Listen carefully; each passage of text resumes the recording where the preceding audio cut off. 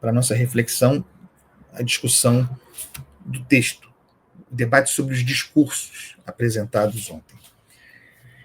O texto do governo é aquele segundo o qual, com a aprovação da medida provisória compensatória do IOF, se faria justiça tributária. Esse é o discurso do combate à desigualdade, em que, porque na proposta, por exemplo, seriam taxados as fintechs, né, o setor bancário. Esse é o discurso de combate à desigualdade, à esquerda, a reconstituição do discurso original do lulopetista, o discurso dos ricos contra os pobres, um discurso que foi reabilitado ou fortalecido a partir do marco de identidade do governo Lula ao fim do seu terceiro ano de gestão, que é a isenção do imposto de renda para quem ganha até R$5.000. A partir desse marco, o governo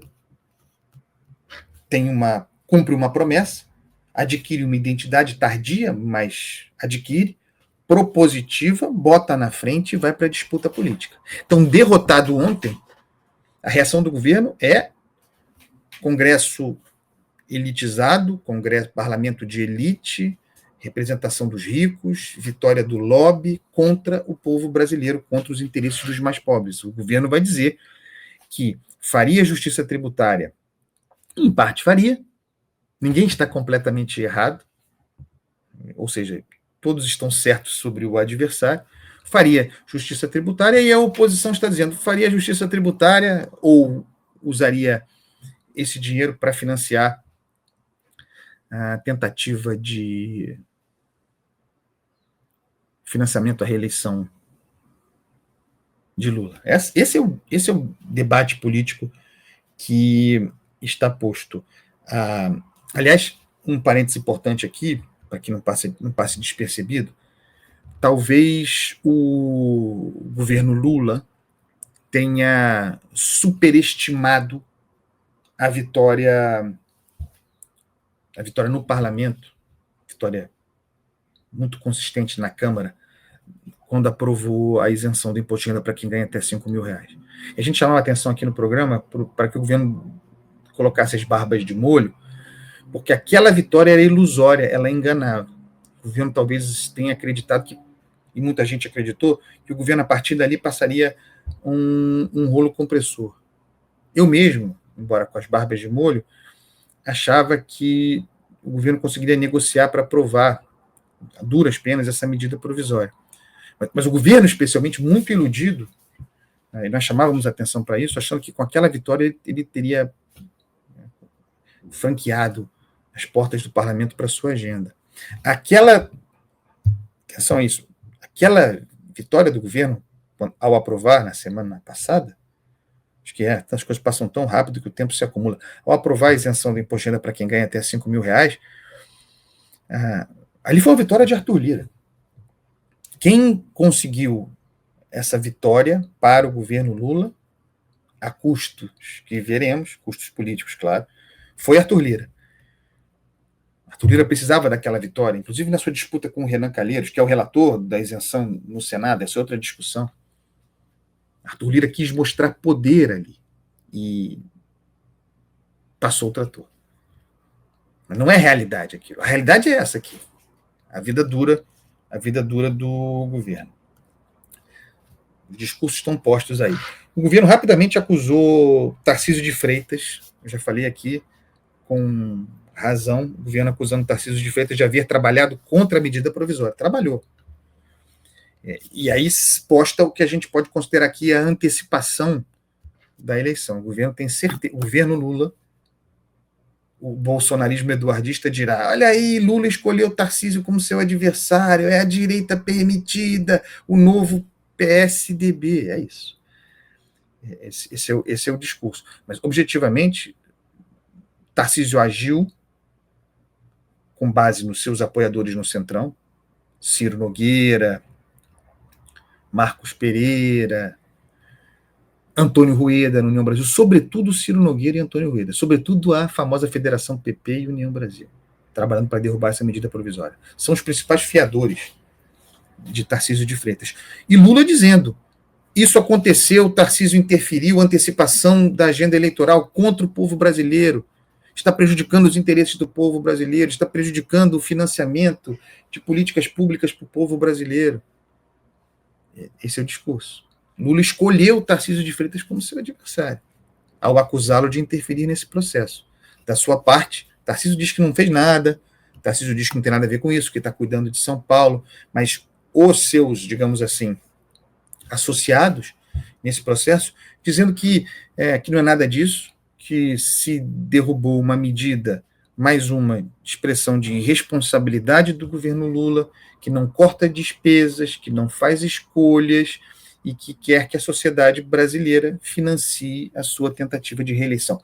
Essa é a disputa política. E o governo Lula vai para essa disputa política, esse choque entre dois discursos, o governo vai para essa disputa política numa posição mais forte do que tinha no passado. A posição do governo, o seu alcance na sociedade aumentou. Porque, eu repito aqui, esse discurso está encaixado.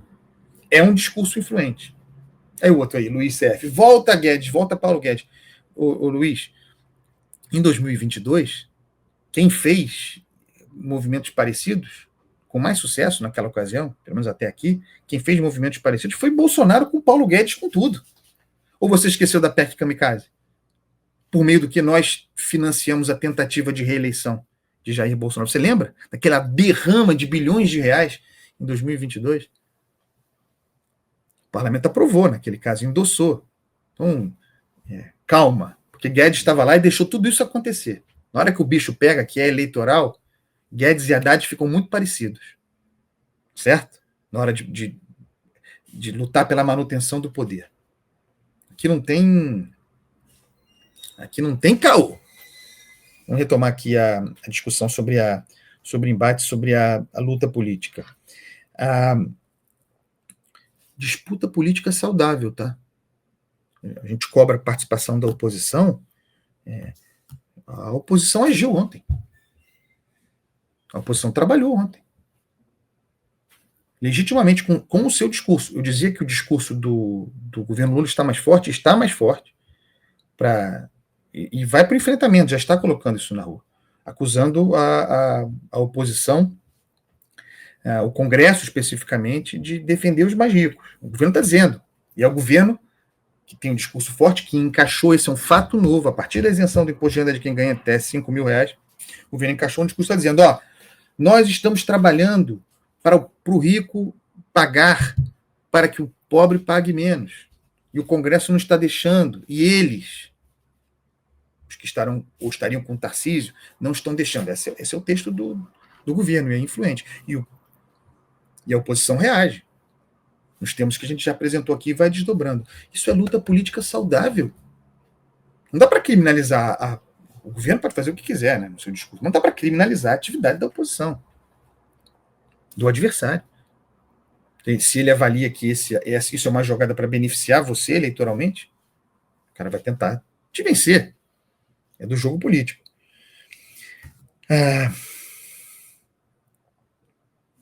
Aqui, governo, tentativa de botar em texto a oposição, conforme a disputa, o jogo político conforme projetado. O governo fala vocês verão, né, em múltiplas formas isso.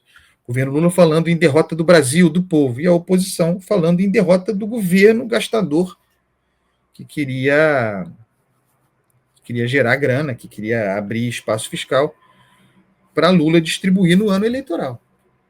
E aí, Andreasa, o que você acha? Eu acho que os dois estão certos um sobre o outro. A proposta original do governo fazia a justiça tributária necessária em alguns pontos. Recuava erradamente em muitos outros. Mas isso está contido. Ao mesmo tempo em que, claro, ninguém é trouxa. 2026 ali na frente, o governo Lula quer gastar e vai abrir. E quer. E vai conseguir, tá? Não pense que se tenha desistido aqui. O João Paulo Mendonça, que está aí conosco, me mandou agora mais cedo uma observação importante, porque já quase ato contínuo, não estou dizendo que uma coisa tem a ver com a outra, não, mas o Cristiano Zanin parece ter puxado uma ação que questiona a manutenção da desoneração da folha de pagamento. Eu sou totalmente contra a desoneração da folha de pagamento. Tá? Aqui entre nós. Não entrega. Não entrega. A contento. Então, o Zanin tem uma ação, porque o parlamento, o governo queria derrubar a desoneração. O parlamento manteve. E aí tem uma ação. Zanin a reconstitui, porque a derrubada da desoneração geraria os bilhões necessários para o governo. Né? A grana necessária. O governo vai dar um jeito. Com o Zanin mais ou menos, o governo vai dar um jeito de reconstituir essa base aí. No primeiro momento, até em tom de ameaça, está falando em bloqueio, vai ter que fazer, né? Para 2025 vai fazer o quê? Estava contando com o ovo no isso mesmo. Estava contando, vai ter que segurar a onda em 2025, vai ter que fazer bloqueio, talvez contingenciamento, vai ter que congelar o orçamento. E está dizendo, e tem que fazer mesmo. Ué, vou segurar, e vai para a briga, vou segurar a emenda parlamentar, não vou pagar a emenda parlamentar. Está no jogo. E para 2026, se isso prosperar, em alguma medida vai ter que fazer, por mais que consiga uma medida alternativa, vai ter de rever o projeto de lei orçamentária anual que enviou e que contava com esse ovo. Certo? Estava contando com isso aqui.